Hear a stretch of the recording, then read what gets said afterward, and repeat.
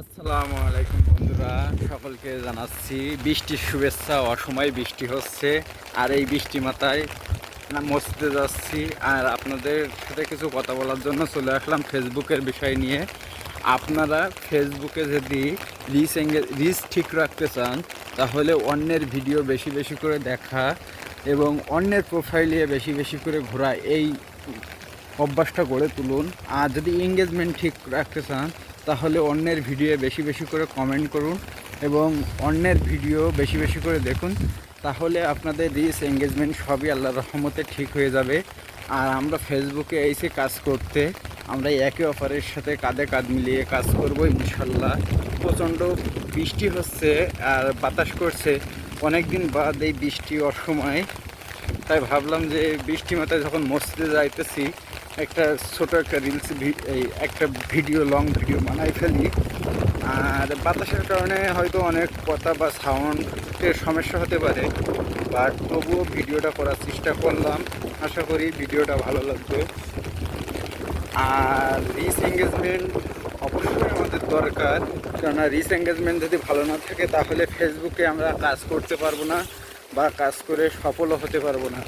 এই জন্য আমাদের রিচ এঙ্গেজমেন্ট সবসময় ঠিক রাখতে হবে, অবশ্যই অবশ্যই। এই জন্য রিচ এঙ্গেজমেন্ট যদি ঠিক রাখতে হয় তাহলে অন্যের প্রোফাইলে ঘোরার অভ্যাসটা সবচেয়ে বেশি করে গড়ে তুলতে হবে।